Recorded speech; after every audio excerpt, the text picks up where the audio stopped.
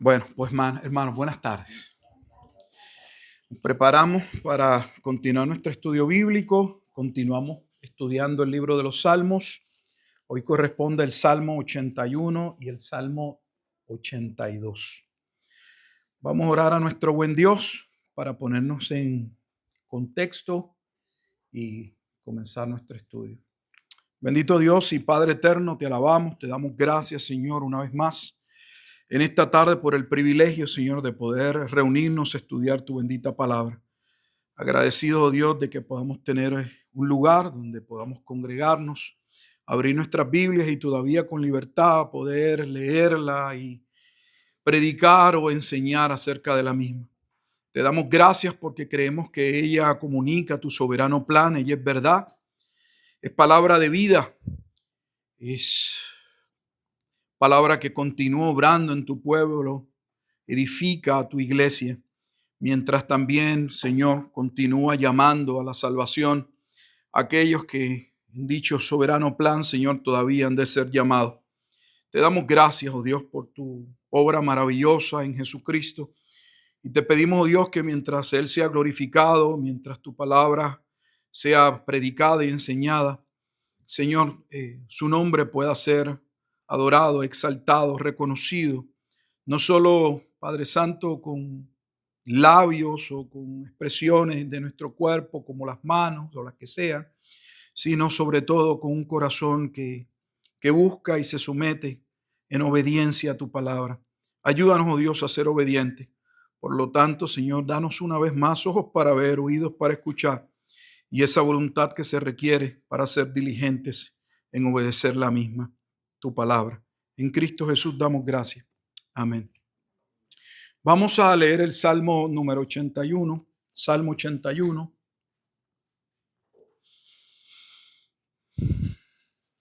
Y dice de la manera siguiente: Cantad con gozo a Dios, fortaleza nuestra, al Dios de Jacob aclamad con júbilo. Entonad canción y tañed el pandero, el arpa deliciosa y el salterio. Tocad la trompeta en la nueva luna, en el día señalado, en el día de nuestra fiesta solemne. Porque estatuto es de Israel, ordenanza del Dios de Jacob. Lo constituyó como testimonio en José cuando salió por la tierra de Egipto. Oí lenguaje que no entendía, aparté su hombro de debajo de la carga. Sus manos fueron descargadas de los cestos.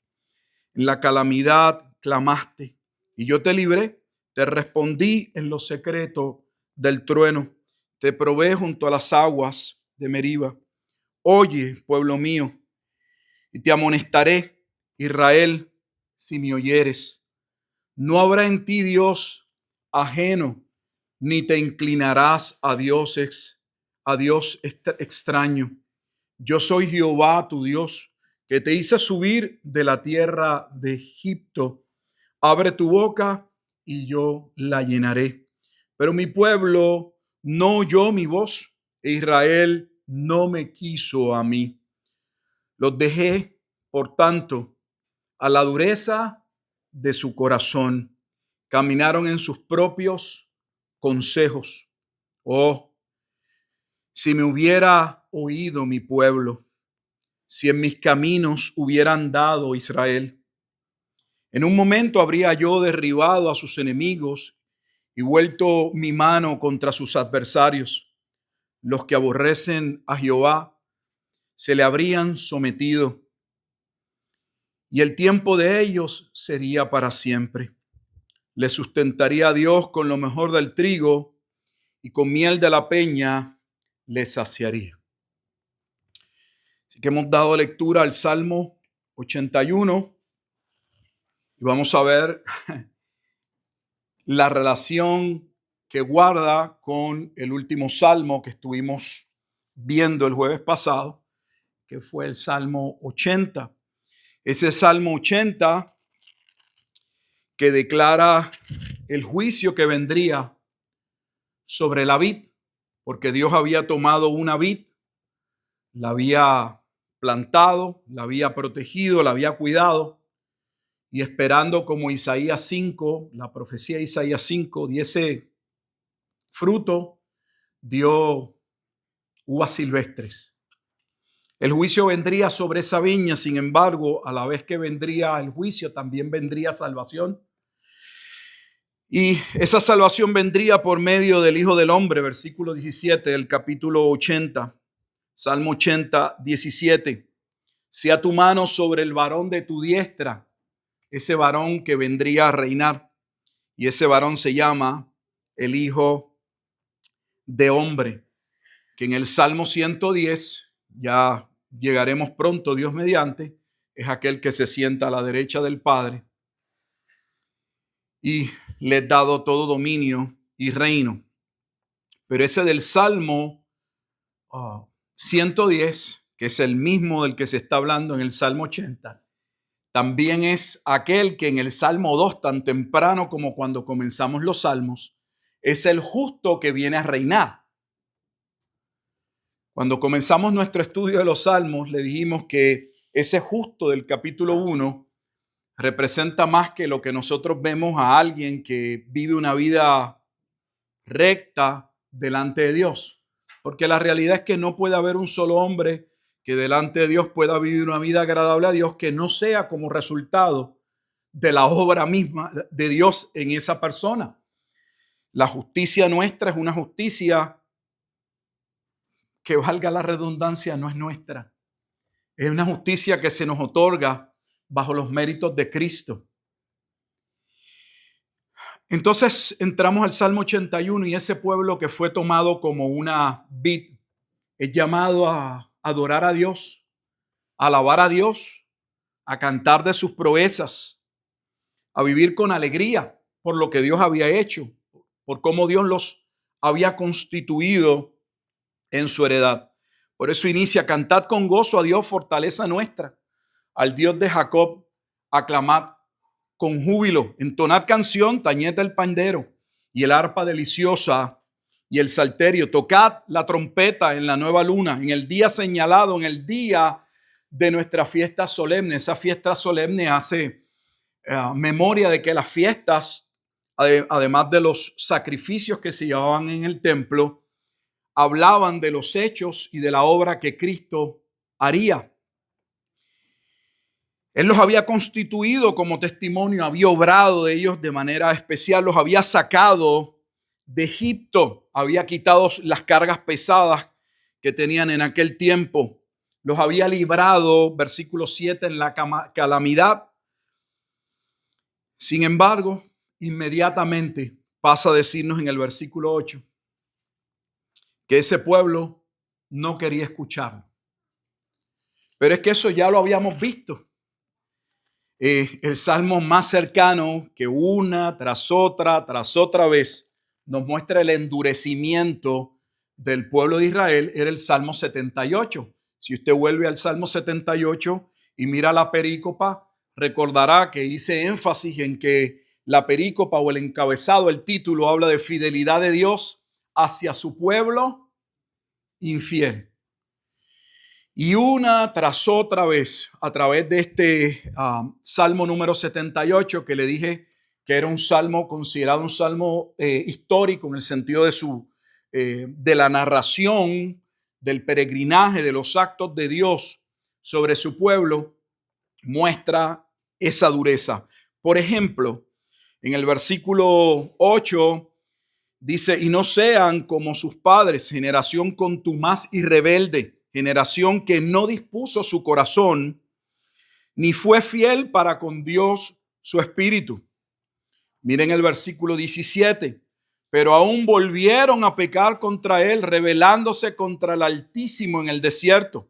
O el versículo 22, por cuanto no habían creído a Dios, ni habían confiado en su salvación. O en el versículo 32 de ese Salmo 78, que dice: con todo esto pecaron aún y no dieron crédito a sus maravillas. Este es el salmo que nos identifica muy bien, diciendo que lamentablemente el ser humano puede tener la tendencia o puede ser probable que se conduzca a Dios en oración o lo busque cuando está en una situación de aprieto. Eso no significa que lo está buscando para salvación, sino que lo buscamos para que obre, para que nos ayude. Y creo que está muy bien descrito en los versículos 34 en adelante cuando dice, si los hacía morir, entonces buscaban a Dios. Entonces se volvían solícitos en busca suya y se acordaban de que Dios era su refugio y el Dios Altísimo su redentor.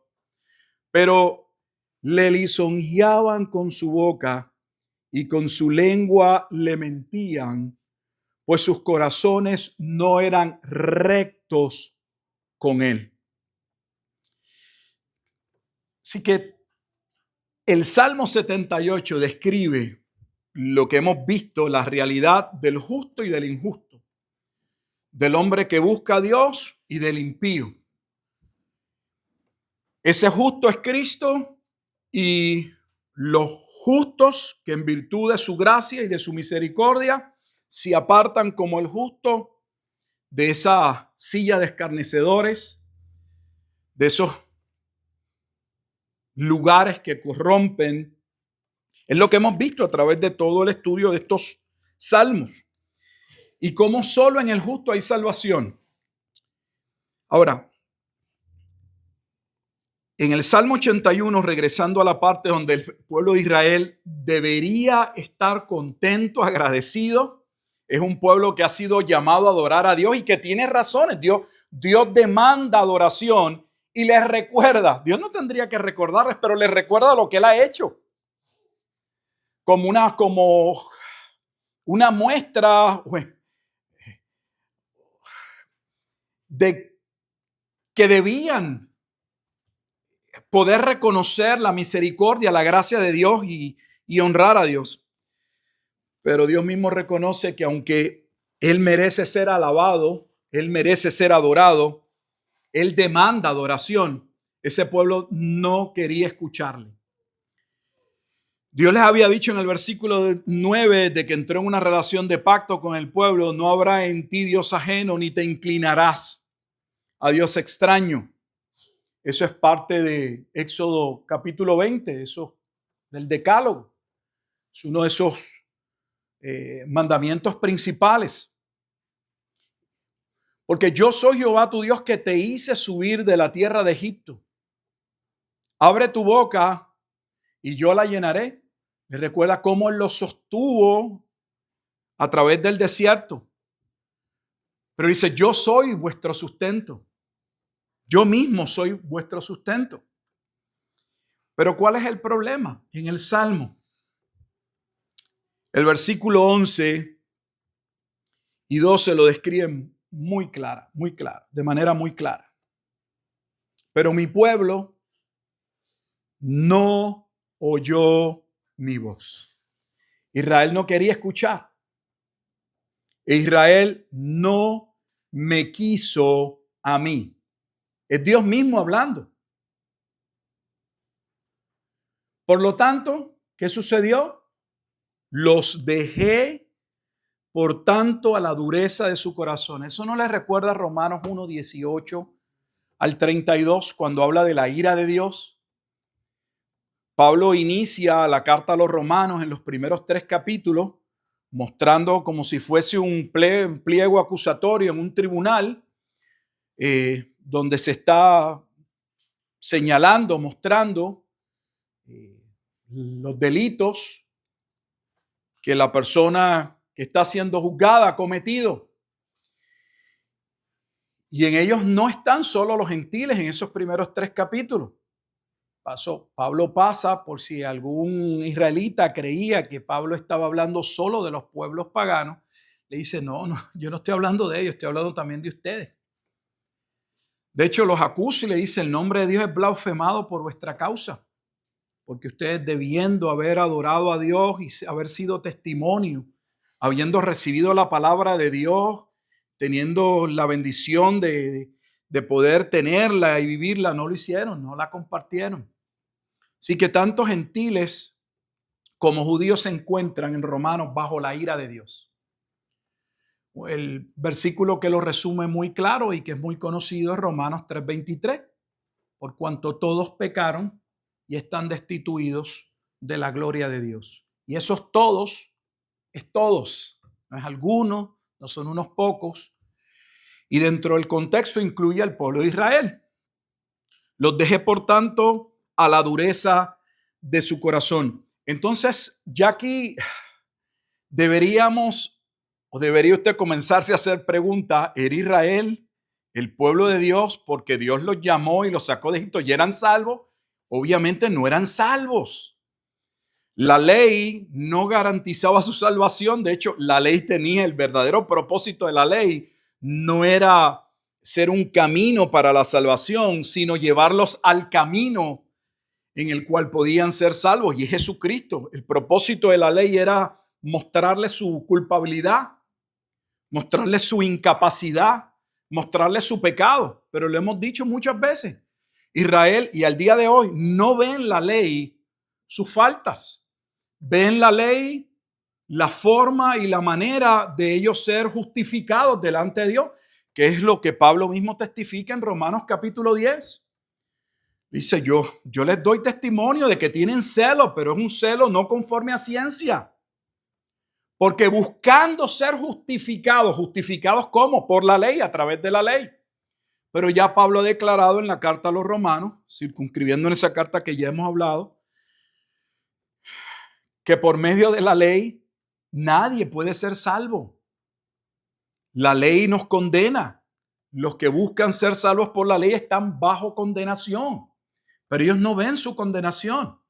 Ellos creen que son el único pueblo que puede vivir y que de hecho se va a salvar por medio de la ley. En el versículo 13, uno puede ver el corazón de Dios. Y lo hago de la misma manera en que la Biblia se expresa de Dios en ocasiones de forma antropomórfica, porque Dios no tiene corazón. No es como un hombre con ojos, con manos, y la Biblia dice Dios es espíritu. Pero hablando del corazón como ese lugar donde la Biblia expresa los sentimientos, las emociones, dice el versículo 13, oh, si me hubiera oído mi pueblo, si me hubiera oído. Y describe la diferencia que existe cuando un hombre, por la gracia de Dios, escucha a Dios. Recuerda que escuchar aquí no es meramente prestar el oído, no es estar atento, es obedecer, porque el pueblo escuchaba. El pueblo escuchó cuando Dios comunicó la ley en el Sinaí. Tuvo temor cuando escuchó los truenos y vio todo aquello. Pero nada de ello sirvió para llevarlos a una correcta relación con Dios. Todo lo contrario. Le dijeron a Moisés, mira, esto da terror. Sube tú a hablar con Dios. Lo que Él te diga, tú luego vienes y nos los comunicas, y lo que Él te diga, nosotros lo vamos a obedecer. Pero no obedecieron a Dios. Así que este Salmo 81, para pasar al 82, brevemente vuelve a mostrarnos la bondad de Dios, la grandeza de Dios, los actos de Dios, preservando un pueblo cuya única razón por la que Dios actúa y lo preserva es porque Dios había determinado desde la eternidad traer al Mesías.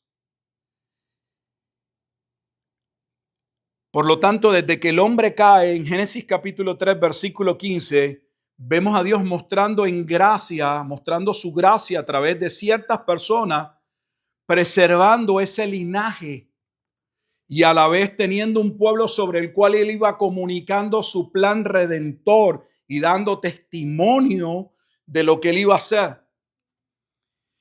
Pero ese pueblo llamado Israel, en su mayoría, no entendió. Era un pueblo duro de corazón, y ya sabemos por los propios salmos que ese pueblo sería ¿qué? Juzgado. Así que entramos en el Salmo 82 y vamos a ver lo increíble de el pueblo no adora a Dios en el Salmo 81, se aparta de la palabra de Dios, no teme ser juzgado por Dios, porque Dios le dijo, si te apartas, estas son las maldiciones que vas a encontrar. Sin embargo, ese pueblo entendía que estaba capacitado, especialmente su liderato, para juzgar a los demás. Como si ellos no fueran a ser juzgados por esa misma ley o por ese mismo Dios. Y así hay personas que se sienten en la capacidad de echarle el ojo y ellos tienen un ojo para señalar las faltas de todo el mundo. Ellos saben todo lo que se debe hacer. Si les corresponde a ellos no tienen idea. Pero si usted le plantea el caso hipotético de alguien, no, eso está mal, eso se debió hacer así, eso no fue así, debía haber orado, debía esperar. Pues así somos expertos cuando no es nuestra situación. Mira lo que dice el Salmo 82. Dios está en la reunión de los dioses. Escuche. Dios está en la reunión de los dioses. En medio de los dioses juzga. ¿Hasta cuándo juzgaréis injustamente y aceptaréis las personas de los impíos? Defended al débil y al huérfano.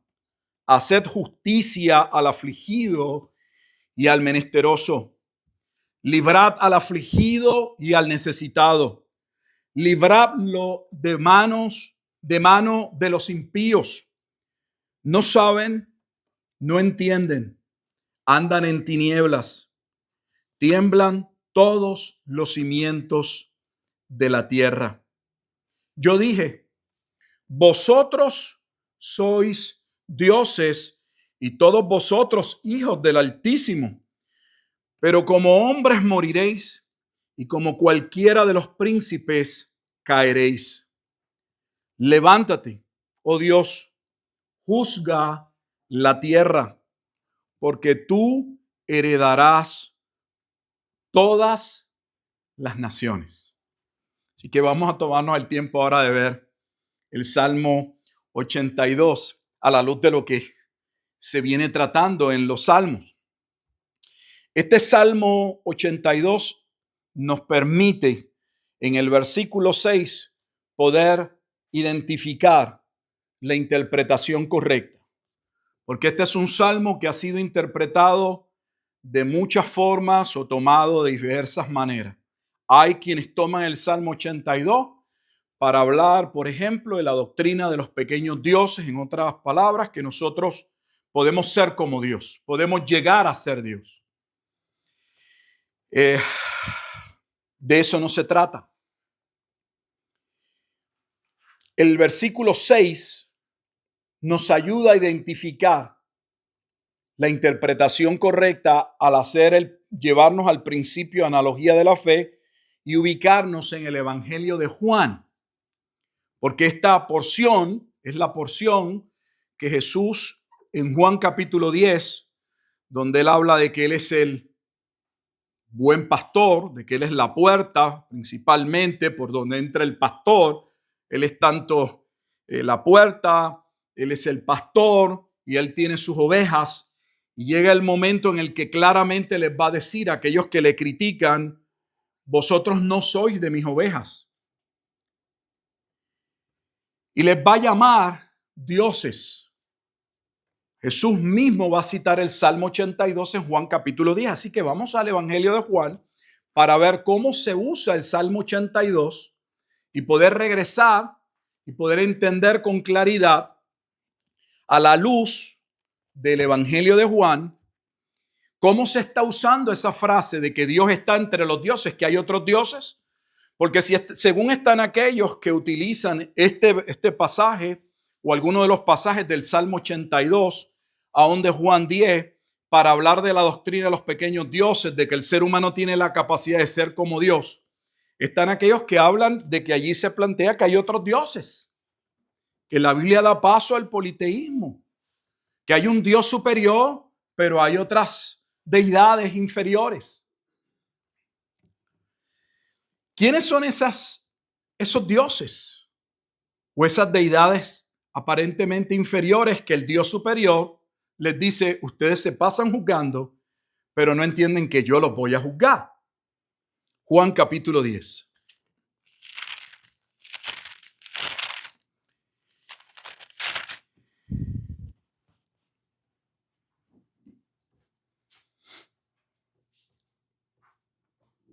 Voy a iniciar en el versículo 22, pero recuerde que esto es parte de la parábola que inicia en el capítulo 10, la parábola del redil. Y esta parábola del redil es más que una parábola usando elementos de una sociedad agrícola para hablarle de los animales, del cuidado, de cómo un trabajador podía tener varias ovejas porque estaba cuidando parte del rebaño de la familia tal, pero pudiera tener en el mismo cercado ganado de otra familia. Esta parábola del redil en el capítulo 10 hemos dicho que se tiene que ver a la luz de Ezequiel 34. Porque ya Ezequiel había hablado y nos había dicho que los líderes del pueblo, entiéndase el rey, los que estaban con el rey para ayudarle a tomar decisiones, el profeta, los sacerdotes, debían ser los pastores, debían ser aquellos que cuidasen del pueblo. Pero en vez de cuidar del pueblo, que serían las ovejas en Ezequiel capítulo 34, específicamente de las ovejas que requerían su ayuda, que tenían necesidad, se habían favorecido, ellos habían sacado ventaja solo económica, trazando leyes que Dios no había estipulado, la prevaricación de la que hemos hablado en múltiples ocasiones, y esas ovejas se encontraban dispersas. No tenían un pastor. Y Dios dice, yo mismo voy a ir a buscar mis ovejas. Yo las llamaré. De ahí el lenguaje de que Él llama y que ellas le reciben. Pero ese mismo capítulo 34 de Ezequiel dice luego que Dios enviaría al hijo de David, a la raíz de David, que es ¿quién? El Mesías, y es Cristo. Así que ya Ezequiel capítulo 34 identificaba al buen pastor con el hijo de David. Y el hijo de David es Cristo. Así inicia el Nuevo Testamento. Tristemente, algunas personas ni tan siquiera se percatan, porque nuevamente la lectura es, le hemos dicho, segmentada. Si usted iniciara la lectura, como está en la Biblia, el Nuevo Testamento, en Mateo 1.1, lo primero que hace Mateo 1.1 es decirnos que Jesucristo es el cumplimiento de aquella simiente sobre la cual todas las familias de la tierra serían benditas, porque lo conecta con Abraham, pero también nos dice, él es el hijo de David. Muestra que Jesucristo es el cumplimiento de todo lo que se había dicho en el Antiguo Testamento. O sea que la simiente que vendría a ser rey era el hijo de David, y así inicia Mateo diciéndonos, Jesús es el hijo de David. Y luego trazando la genealogía que muestra que venía de ¿qué? De la tribu de Judá, que venía del linaje real. Todo está allí descrito para mostrarnos, Él es el Mesías. Pero leyendo de aquí y de allá no se llega, no se puede entender la escritura. Así que inicio en el versículo 22 con ese contexto de que Jesús ha hablado de la parábola del redil. Dice, celebrase en Jerusalén la fiesta de la dedicación en invierno. Esta fiesta es lo que se celebra en Estados Unidos en algunos lugares como la Navidad. Es la fiesta de las luces, la dedicación. El Hanukkah, la fiesta de las luces, que se celebra en el mismo periodo de la Navidad. Por eso tanto por las luces. ¿De dónde salen las luces? Eran las luces del templo. Porque supuestamente cuando se purifica el templo, que se purifica en invierno, no solo está la conexión con las fiestas saturninas, sino con la fiesta de los macabeos y la restauración del templo, porque se purifica el templo y no había el aceite especial, supuestamente, para prender el candelabro. Y el poco aceite que tenían no iba a dar para que pudiese cumplir con lo ordenado. Pero de una manera milagrosa, según ellos, ese aceite alumbró o se pudo estar quemando en el candelabro por, me parece que 7 días corridos. Y por eso se llama la fiesta de las luces, porque ellos entendieron que eso fue parte del testimonio de que al ellos conquistar no solo a la parte de los griegos que los tenían oprimidos, lo vieron como un acto de Dios, el ganar esa batalla, y encima lo que había ocurrido en el templo, la fiesta de las luces, y se celebraba en invierno. Y Jesús andaba en el templo por el pórtico de Salomón. Le rodearon los judíos y le dijeron: ¿hasta cuándo nos turbas el alma? Si tú eres el Cristo, dínolos abiertamente. Jesús les respondió: os lo he dicho y no creéis. Os lo he dicho y no creéis. Las obras que yo hago en nombre de mi Padre, ellas dan testimonio de mí. Pero vosotros no creéis porque no le abréis su corazón a Cristo. Porque no hacen uso del libre albedrío. No, esas palabrerías que usted oye no están en la Biblia. No creen porque no sois de mis ovejas, como he dicho. Esto es tan importante cuando usted lo entiende, que Jesús está usando Ezequiel 34 y que Ezequiel 34 ya establece que hay unas ovejas que serán salvas y otras que serán condenadas. Por lo tanto, les está diciendo: ustedes son parte de esas ovejas que serán condenadas. Para que usted lo pueda ver con mayor claridad, deje un dedito ahí en Juan 10 y vamos a Ezequiel 34.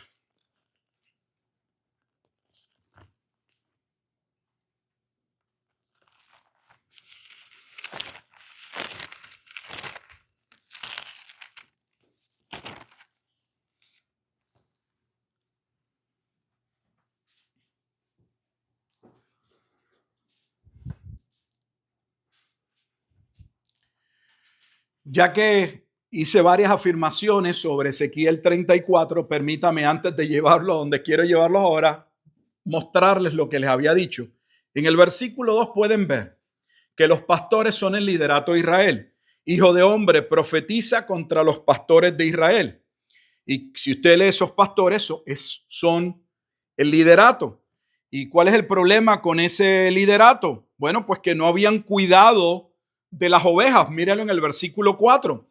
No fortalecisteis las débiles, ni curasteis la enferma, no vendasteis la perniquebrada, no volvisteis al redil la descarriada, ni buscasteis la perdida, sino que os habéis enseñoreado de ellas con dureza y con violencia. En vez de cuidarlas, de mostrar cuidado, de ser testimonio, de que la palabra de Dios fuera el estilo de vida por el que se juzgara, por el que se llevaran a cabo los asuntos, todo lo contrario. Por eso dice el versículo 6, anduvieron perdidas mis ovejas. Entonces, ¿cuál es la profecía? Adelanto el versículo 11. Porque así ha dicho Jehová el Señor: he aquí yo mismo iré a buscar mis ovejas y las reconoceré, como reconoce su rebaño el pastor el día que está en medio de sus ovejas esparcidas. Así reconoceré, escuchen, no todas, mis ovejas, y las libraré de todos los lugares en que fueron esparcidas el día del nublado y de la oscuridad, o sea, en el juicio. ¿Dónde vemos que quien viene finalmente, aunque Jehová es el que está hablando, es Cristo? Mira el versículo 22. Yo salvaré mis ovejas y nunca más serán para rapiña, y juzgaré, escuche, juzgaré entre oveja y oveja, y levantaré sobre ellas, versículo 23, a un pastor, y él las apacentará, y él les será por pastor.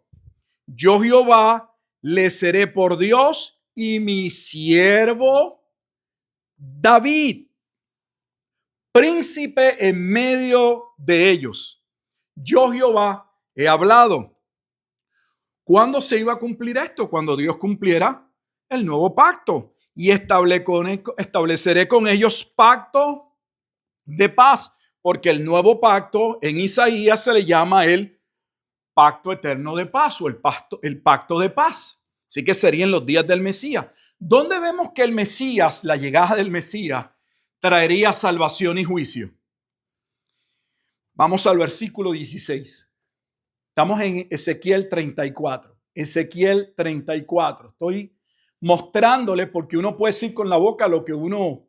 Hay personas que con la boca construyen castillos como nosotros en las canciones, en prosa. No hay que ver dónde está en la Biblia. En el versículo 16 dice, yo buscaré la perdida y haré volver, escuche, haré volver, él las hace volver. Haré volver al redil la descarriada, vendaré la perniquebrada y fortaleceré la débil. Note también cuáles son las ovejas que él está llamando. El domingo pasado estábamos en Primera de Corintios, capítulo 2, y el pasado estuvimos en Corintios 1, y a los que él llamó ¿qué? Lo necio, lo débil, lo que el mundo no escogería, eso él escogió. Ahora, nota el cambio en el versículo 16. Ese más no tiene acento. Ese más es un pero. Pero a la engordada, ¿quién es la engordada? Los que se habían aprovechado, los que debían, el liderato que debía ser fiel a Dios, el liderato que debía ser de testimonio, el liderato que debía proclamar la palabra, vivir la palabra, enseñar la palabra, juzgar por medio de la palabra. Ese liderato que se había favorecido de la posición que tenía. Mas a la engordada y a la fuerte destruiré. No la viene a salvar.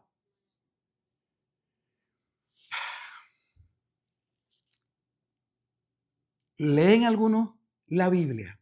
Y me refiero a los que predicamos. No hay manera de leer Ezequiel 34 sin ver que la llegada del Mesías no trae salvación sobre todo el pueblo. Claramente está diciendo que el Mesías viene a cumplir el plan de Dios. Él es el nuevo pacto por medio del cual y únicamente se puede ser salvo y reconciliado delante de Dios, pero él vendría a salvar las ovejas que el Padre le dio. Y que las que escogió no poseen en la lectura ninguna virtud, no tienen nada de qué sentirse orgullosos.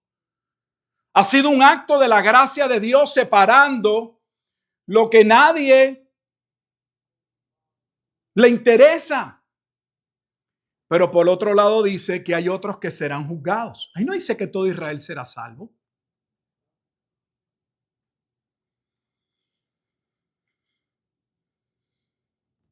A las fuertes destruiré, las apacentaré con justicia, y justicia es juicio.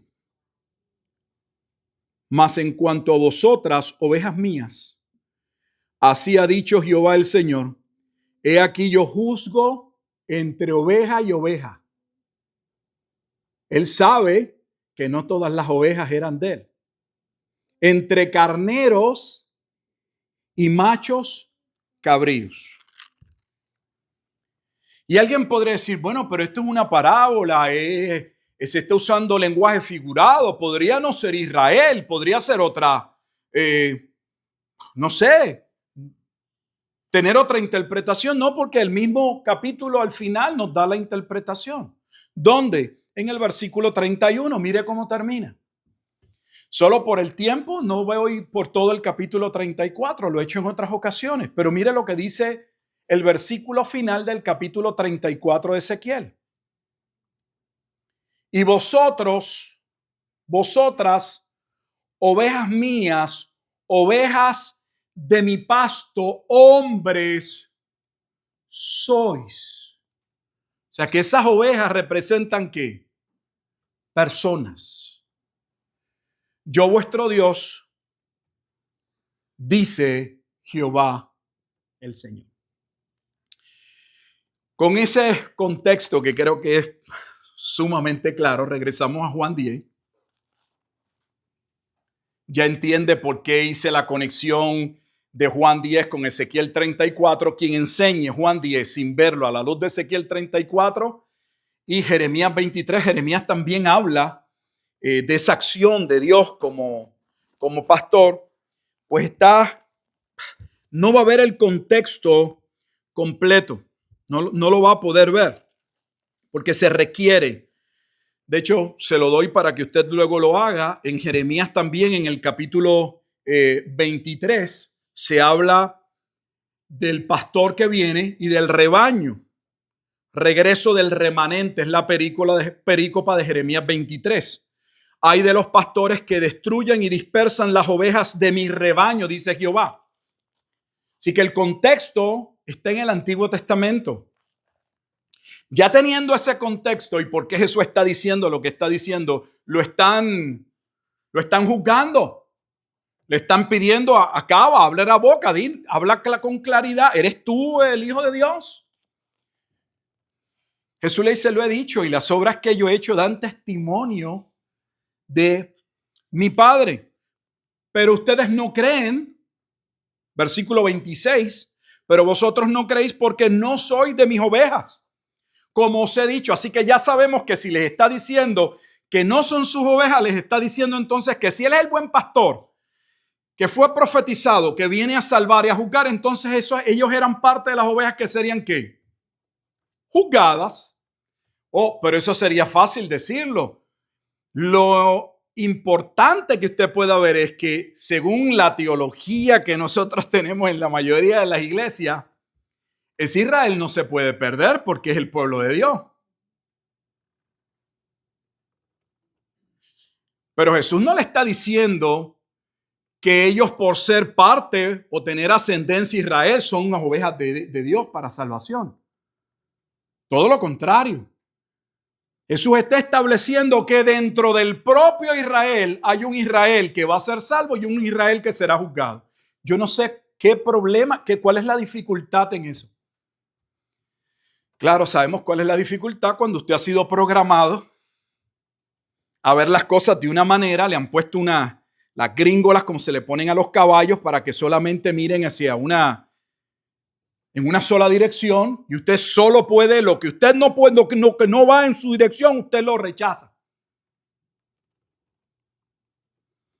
Ni tan siquiera se puede dar la oportunidad de evaluarlo, de ponderarlo, de examinarlo. No, lo rechaza. Sin embargo, dice en el versículo 27, mis ovejas oyen mi voz. O sea que lo mismo que Jesús había dicho y lo mismo que había hecho,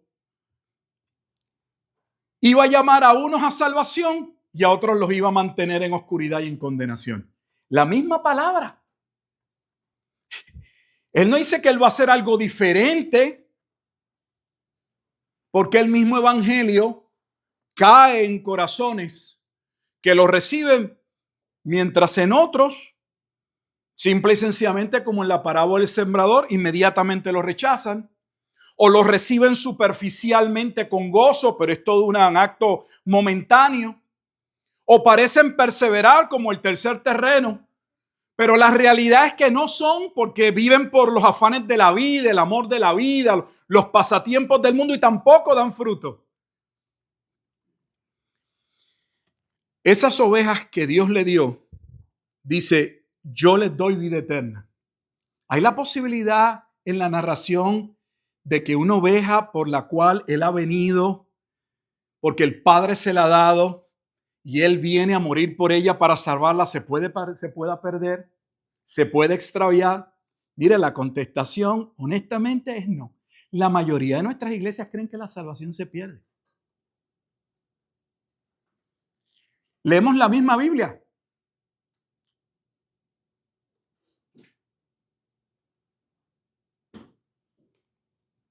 Yo no era muy bueno en matemática, pero me gustaba la matemática de lo poco que recuerdo de la escuela. Y sí estaba consciente de algo en la clase de matemática.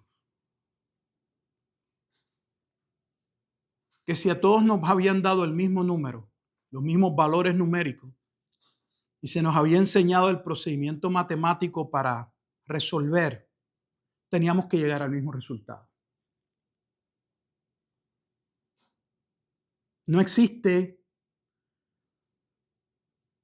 otra alternativa. 2 y 2 son 4. No son 5, no son 6, no son 3, son 4. ¿Cómo leemos todos la misma Biblia y llegamos a resultados a interpretaciones tan diferentes y a veces diametralmente diferentes? Yo les doy vida eterna y no perecerán jamás. Él mismo lo declara. Y va a decir por qué no pueden perecer. Aprovecho. Ni nadie las arrebatará de mi mano. Así que si usted cree que hay iglesias pastoras, hay que cuidar que el hermano que se nos va, que se puede extraviar. Mire, hermano, a Dios no se le extravía nadie. Nadie. Pudiera una persona moverse a otra congregación, pudiera una persona por un tiempo pasar por una crisis, por un tiempo de endurecimiento que un creyente puede pasar, pero no se va a perder.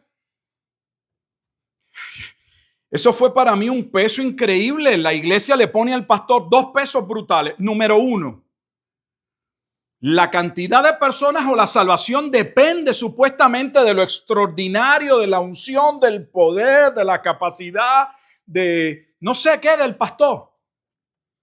Y así se juzga. Hay un grupo pequeño, no predica muy bien, la gente no se está salvando. Y si encima de eso se van algunos, ahí no se bautiza ni un gato.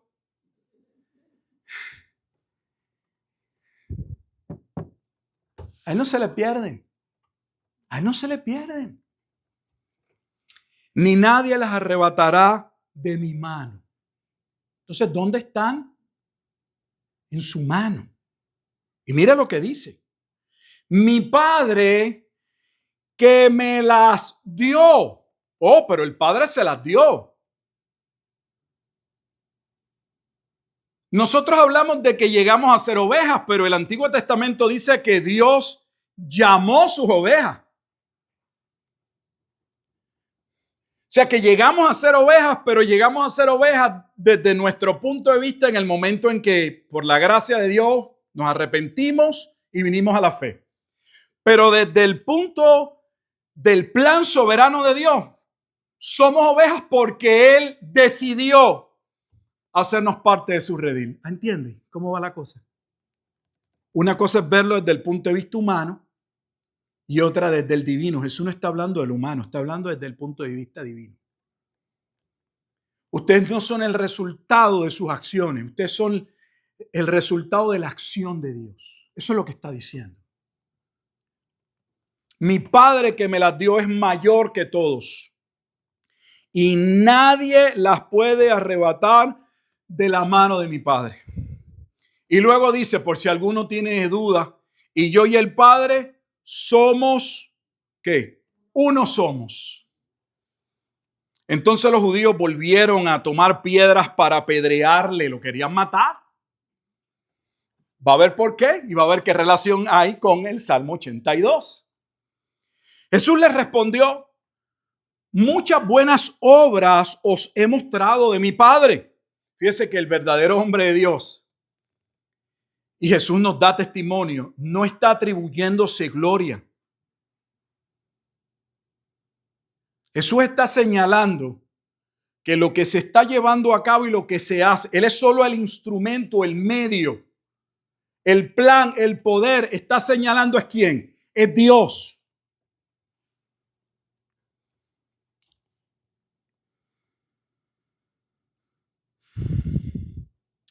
Muchas buenas obras os he mostrado de mi Padre. ¿Por cuál de ellas me apedreáis? Me quieren matar y todavía no entiendo de qué soy culpable. Y ahora va a llegar el Salmo 82. Ya va a ver. Les respondieron los judíos diciendo: por buena obra no te apedreamos. O sea, ellos no lo pueden acusar de haber hecho algo malo, sino por la blasfemia.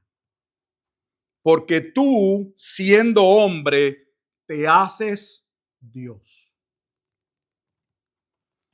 Jesús les respondió, Salmo 82, 6. ¿No está escrito en vuestra ley, yo dije dioses sois? Entonces, ¿quiénes son los dioses a los que se está refiriendo el Salmo 82 cuando inicia? Al liderato. Porque de parte de Dios, ellos eran el instrumento, el cuerpo gobernante para dirigir. Ellos eran para el pueblo como dioses. Y eso está en el Antiguo Testamento. Hay momentos en los que Dios dice, Moisés será ustedes como Dios.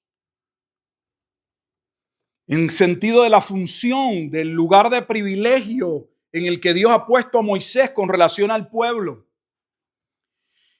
Una vez se establece y le está diciendo, ustedes tienen problemas con lo que yo he dicho, pero es que en el Antiguo Testamento cuando se habla de ustedes, ellos saben que se está refiriendo al liderato.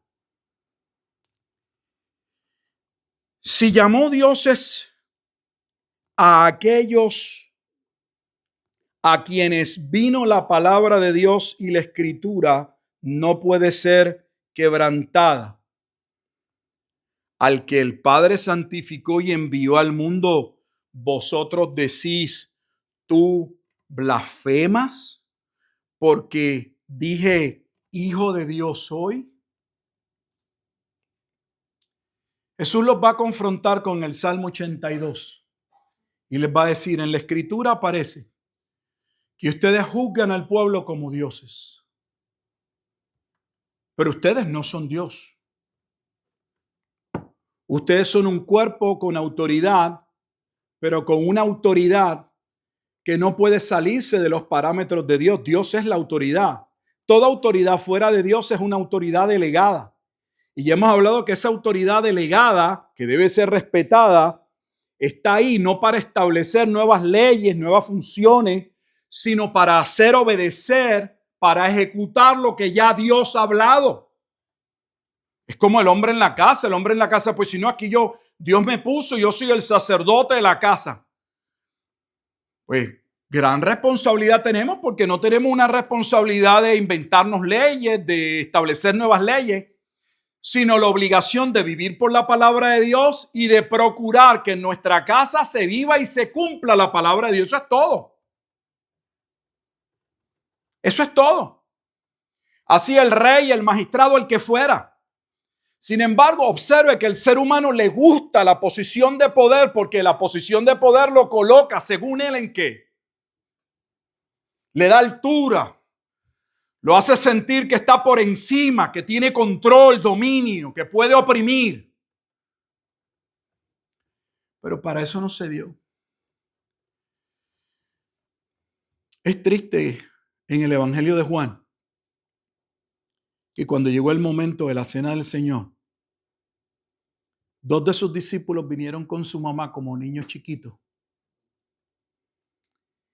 para que la mamá le hiciera una petición a Jesús de si podía poner a uno de sus hijos a la derecha y el otro a la izquierda.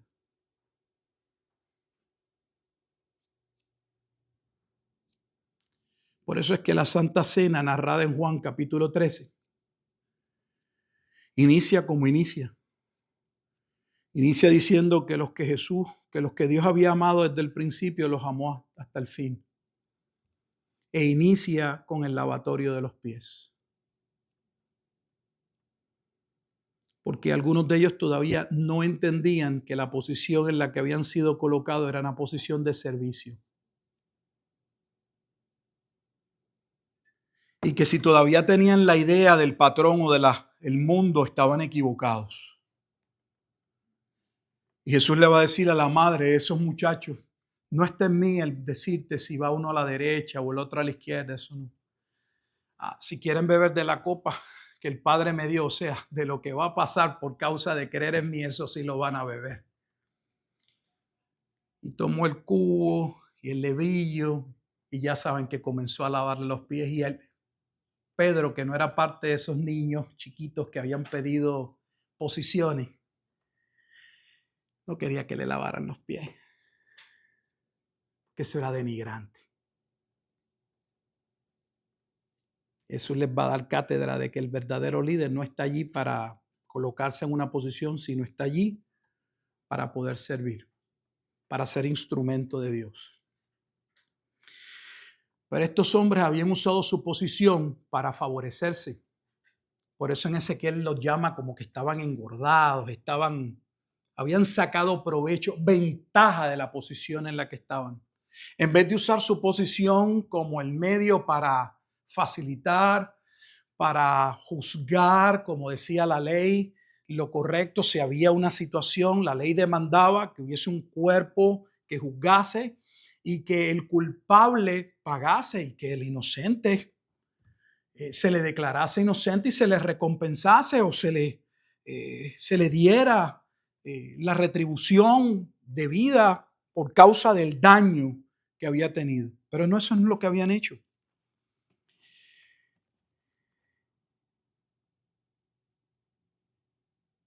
Ellos están juzgando al juez. Así nos colocamos nosotros. Nos colocamos en posición de jueces para juzgar. Pero se nos olvida que nosotros también seremos juzgados. Por eso Jesús le dijo, con la misma varita que mide, recuerda el tamaño, porque con esa misma varita vas a ser medido. Jesús les recuerda el Salmo 82 y le dice, ahí está, ahí les llamo a ustedes dioses. En el sentido de la facultad, el poder que tenían. Imagínate, ¿por qué les llamas dioses? No solo por la capacidad que les había dado de juzgar, sino que en esa facultad de juzgar estaba ¿qué? La vida. Esos dioses como el juez tenían la capacidad de dictaminar ¿qué? Sentencia de culpabilidad. Y en muchos casos sabemos que era ¿qué? Muerte.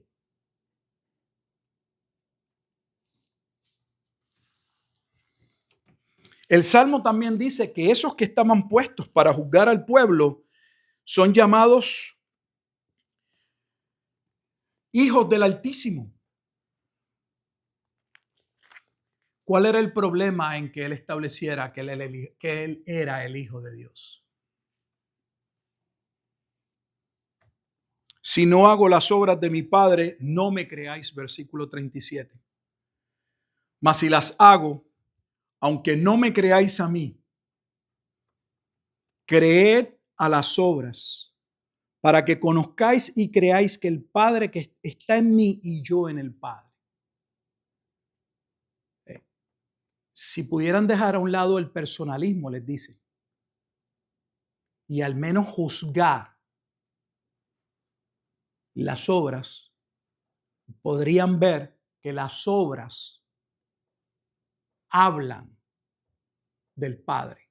¿Por qué hablan del Padre? Porque Jesús no podría estar haciendo lo que hace si no viniese de Dios. Eso no fue Juan 3 en este evangelio. Por eso es que cuando uno lee una carta, uno tiene que tener el libro completo.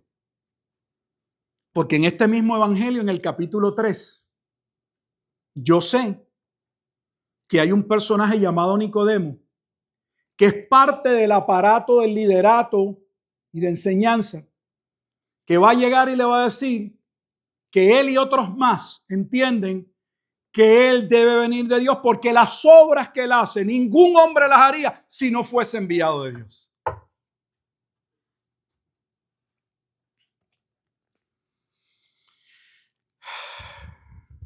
Regresemos al Salmo 82 con ese contexto. Así que tenemos en el Salmo 82 el momento en el que Dios se pronunciaría para hacer juicio, para juzgar la tierra. ¿Pero qué tierra? Mire el versículo 8. El versículo 8 también nos da mucha información para interpretarlo. Levántate, hay una petición, así termina. Levántate, oh Dios, juzga la tierra, porque tú heredarás todas las naciones.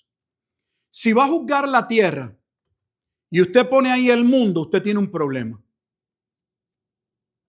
¿Por qué? Porque ahí está diciendo que lo que va a pasar da paso a que las naciones gentiles sean salvas. Si ese juicio es la destrucción del mundo, entonces, ¿cómo posteriormente puede haber la posibilidad de salvación de las naciones si ya fueron juzgadas? Lo he dicho en otros momentos y no lo hago a mal. Por eso les digo que cuando leemos, tenemos que leer con entendimiento y hacerle pregunta al texto. Preguntarnos. Si el juicio del versículo 8 es el juicio del fin del mundo, ¿cómo entonces puede haber posteriormente salvación? Porque lo que está diciendo es, si van viendo poco a poco, es que Dios viene a hacer juicio a la viña, Salmo 80, porque esa viña se ha apartado de Dios. Y Dios va a enviar al Hijo de Hombre. Y el juicio que va a acontecer es el juicio de la venida del Hijo del Hombre. Y la venida del Hijo del Hombre o el juicio de la viña es el juicio de Israel.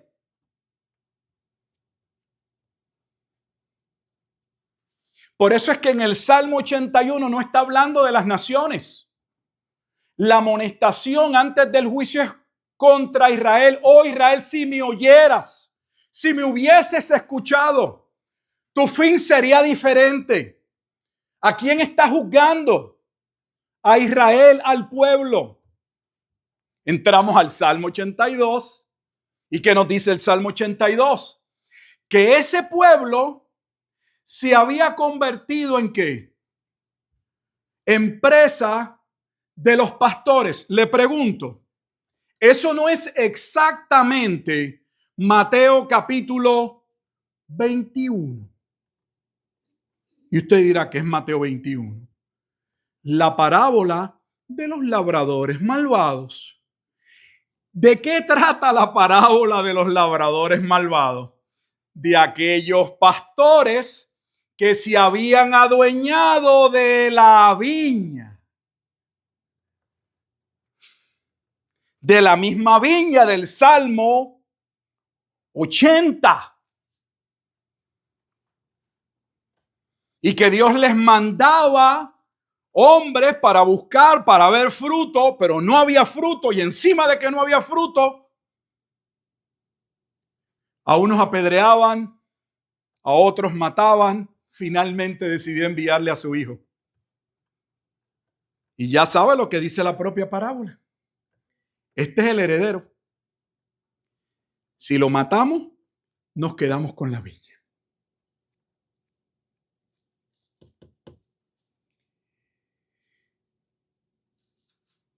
Cuando uno va a Mateo 22, recuerdan que quien viene a salvar, salva porque es el buen pastor. Lo vimos en Juan 10.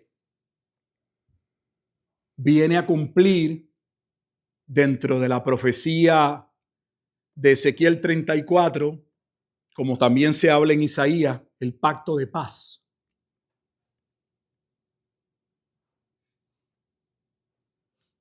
Y ese pacto de paz es el nuevo pacto. Y ese nuevo pacto es una boda. Por eso inmediatamente finaliza Mateo 21 con la parábola de los labradores malvados. Inicia el capítulo 22 con la parábola de las fiestas de boda. Porque la fiesta de boda habla del nuevo pacto, de aquello que se había profetizado, de aquella celebración, de aquel banquete, de aquella cena que el Padre había preparado para su Hijo. Pero cuando llegó el momento, está Jesús, quien viene a cumplir el nuevo pacto, comenzaron a excusarse. Es que yo no compré una yuntehuey y no los he ido a probar. Tengo un terreno que compré y tengo que irlo a ver. ¿Y qué dice la Escritura? Les recuerdo que el Padre, en ira, mandó a incendiar la ciudad. ¿Qué ciudad está siendo juzgada en Mateo 22? Israel. Y cuando pasamos a Mateo 23, ¿qué tenemos? No son los 7 juicios sobre los escribas y los fariseos que representan. Los escribas eran los hombres con mayor conocimiento de la Escritura y los fariseos, los más celosos en el cumplimiento de la ley o de la Escritura. ¿Y por qué serían juzgados? Porque se habían adueñado del pueblo. Pero él les llama hipócritas, serpientes. ¿Y qué anuncia en el capítulo 23 para el 24? El juicio de Jerusalén. ¿Coincidencia? No, no es coincidencia. Esos hombres que debían juzgar conforme a la palabra de Dios habían tomado la palabra de Dios para sacar ventaja del pueblo. Por eso él le dice, ¿hasta cuándo juzgaréis injustamente? Ellos tenían los elementos para juzgar con justicia. ¿Qué era su razonamiento? No la Escritura. Dios no le está pidiendo, ¿qué ustedes opinan? Le está diciendo, actúen sobre la base de la Escritura.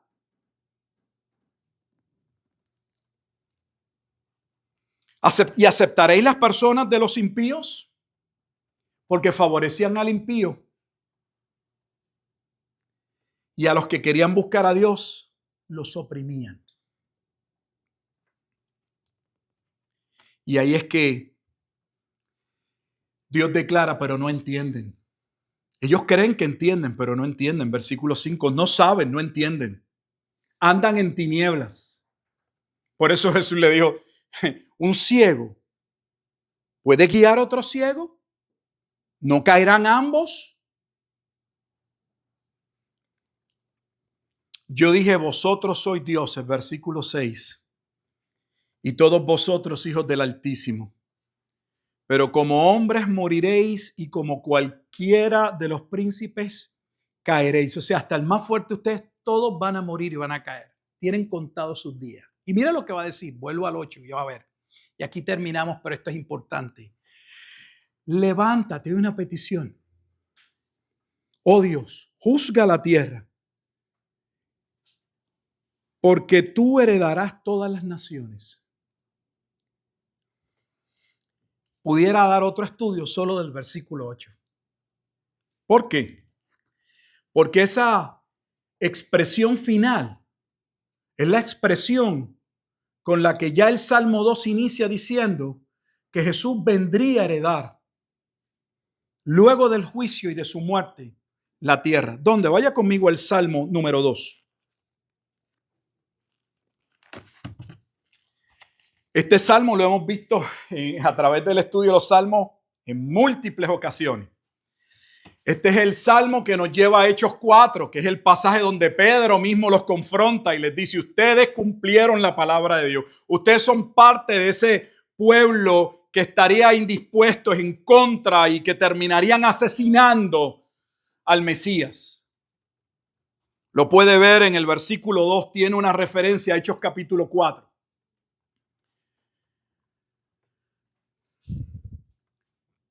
Pero a ese que es su hijo, que él lo establece como rey sobre el monte de Sión en el versículo 6, Dios lo declara su hijo en el versículo 7.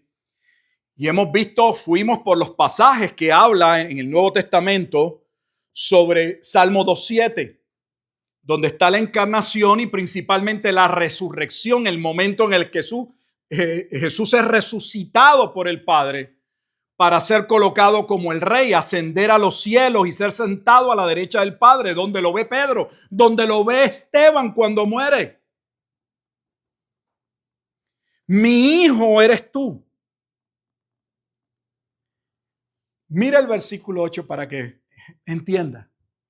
Pídeme, escuche, pídeme y te daré por herencia las naciones y como posesión tuya los confines de la tierra. Entonces, si le va a dar la tierra y las naciones van a venir a él y los pueblos, parte de los pueblos van a conocer a Cristo, no puede ser una explosión catastrófica que destruya el planeta.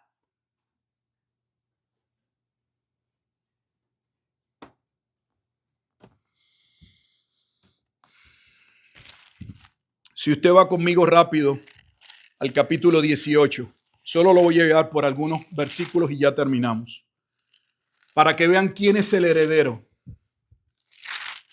y cómo esto que estamos viendo solo en los Salmos muestra que la salvación de los gentiles está una y otra vez a través de la Escritura, pero lo estamos viendo dentro de los Salmos. En el Salmo 18, y estos salmos los estudiamos, mira el versículo 43. Cuando lo estudiamos, porque yo tengo mi nota, dice que los llevé y los comparé esto con el Salmo 2. Me has librado de las contiendas del pueblo, me has hecho cabeza de las naciones. Pueblo que yo no conocía, me sirvió. Porque por medio de Cristo naciones vendrían, pueblos vendrían a él. Capítulo 22. Salmo 22. ¿Ven nuevamente cuál es el problema de cuando uno estudia un libro y lo estudia desasociado porque uno va solo al libro, porque somos tan rápidos, no queremos pasar trabajo, no tenemos según nosotros tiempo y nosotros queremos leer ese versículo y con ese versículo queremos hablar media hora? En el Salmo 22, mire el versículo 27 al 28, lo que dice. Se acordarán y se volverán a Jehová todos los confines de la tierra. Todas las familias de las naciones adorarán delante de ti. Recuerda que esto es Génesis 12, 3 y 7. Lo hemos dicho 1000 veces. Cuando Dios declara que la salvación sería por medio de una promesa, como le establece Gálatas capítulo 3, porque no se había dado la ley. La promesa era por la fe. Allí se dice que la simiente, o por medio de una simiente, serían salvas ¿qué? Muchas familias de la tierra. Los Salmos solo está confirmando lo que Dios ya había declarado. Eso no es Génesis 3:15. Cuando dice que hay una parte de los hombres que serán salvos por la simiente, ¿se refiere solo a Israel? Cuando el hombre cae en Génesis capítulo 3 y Dios da por primera vez la promesa de redención y habla de la simiente, de ese varón que nacería posteriormente de una mujer, esa salvación era de exclusividad judía y ni los judíos estaban allí. Y todas las familias de las naciones adorarán delante de ti, porque de Jehová es el reino y él regirá las naciones. Salmo 46.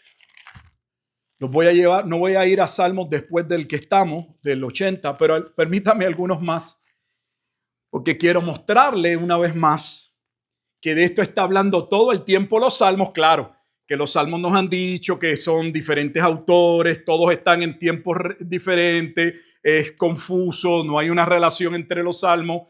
Perdóneme. Estamos nosotros, hemos llegado hoy, vamos a cerrar el Salmo 82, son 150 salmos, ya pasamos de la mitad de los salmos. Y en el patrón que hemos visto, ya hemos corrido la mitad, hay una línea de pensamiento clara, contundente en los salmos. Salmo 46, versículo 10. Estad quietos y conoced que yo soy Dios. Seré exaltado entre las naciones y enaltecido seré en la tierra. Salmo 67. Ya estamos llegando. Salmo 67.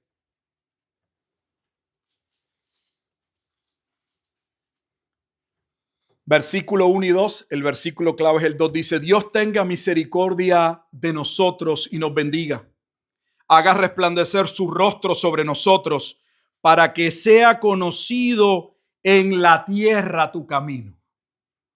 ¿Quién es el camino de la salvación? Juan 14:6, Cristo. Capítulo 67. Ya lo vimos dos. Capítulo 72. Este es el último. Salmo 72.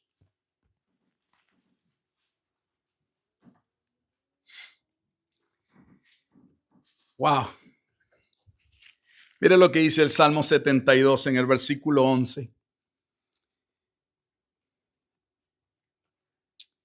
Todos los reyes se postrarán delante de él.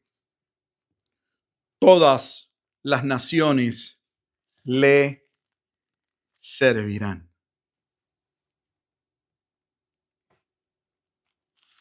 Y en ese mismo capítulo, en el versículo 17, será su nombre para siempre. Se perpetuará su nombre mientras dure el sol. Y lo que quiere decir es, el sol no va a dejar de ser. Lo que está diciendo es para siempre. Porque si el sol va a dejar de ser, entonces reina, ¿por qué? Mientras esté el sol.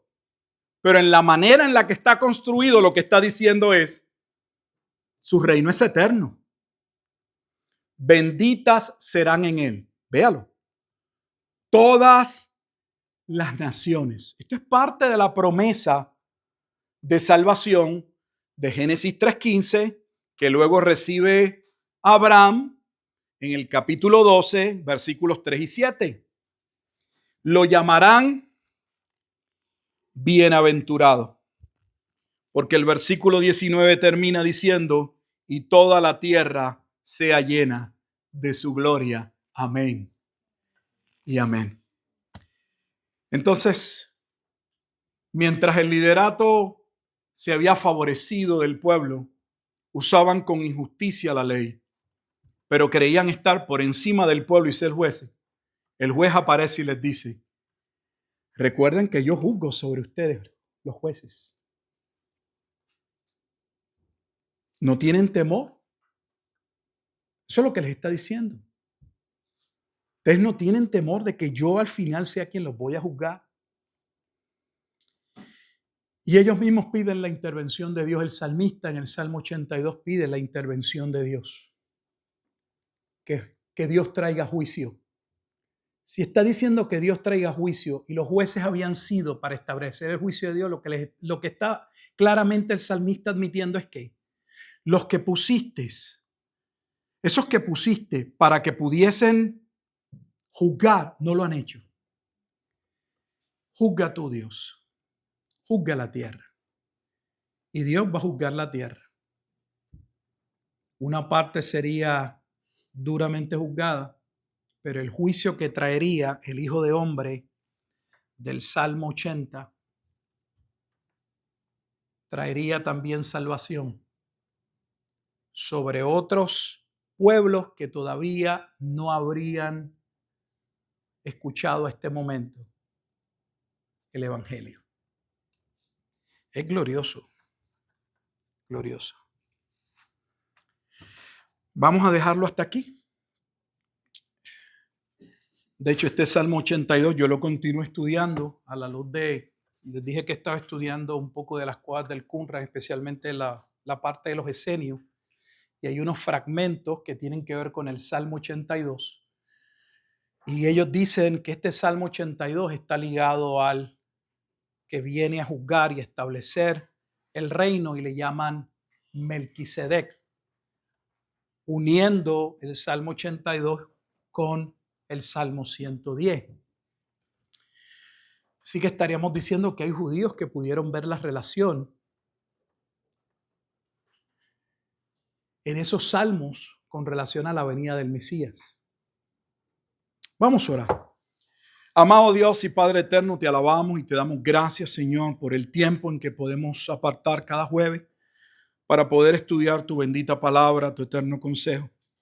Agradecidos, oh Dios, de que tú hayas preservado la misma, que podamos leerla, que podamos estudiarla, Señor, y que tu propio Espíritu, oh Dios, sea quien nos capacite, nos ilumine los ojos de nuestro entendimiento para poder comprender y evaluar e interpretar la Escritura con la Escritura. Es glorioso, Señor, poder ver cómo estos 66 libros escritos que abarcan un periodo de unos 1400 años, con aproximadamente 40 autores, en 2 lenguas y parte de otra, reyes, pescadores, recolectores de impuestos. ¿Cómo puede haber una secuencia lógica, coherencia, consistencia, correspondencia y no entrar en contradicción con una historia que inicia en un huerto donde los hombres son expulsados por desobediencia, pero donde se establece un plan o se anuncia un plan de salvación a través de un redentor, y termina en el último libro con la llegada de ese redentor que ha cumplido el plan de redención y ahora viene a juzgar al pueblo que debió haber sido luz de ese plan redentor, donde el evangelio sería comunicado a las naciones. Y finalmente terminamos con otro huerto, con una tierra renovada, restaurada, con un estado del reino donde no hay ya muerte ni pecado. ¿Cómo es posible, Dios? Si no es porque es tu palabra. Ayúdanos a amarla. Ayúdanos a valorarla como estamos viendo, leyendo Proverbios. A darle el valor que ella tiene, el tiempo que requiere, la importancia que debemos darle.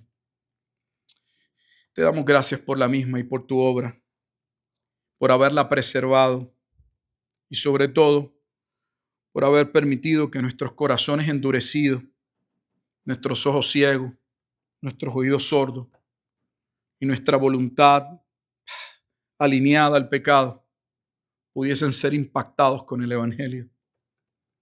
Eso es una obra que solo tú podías hacer en nuestras vidas. Te damos gracias.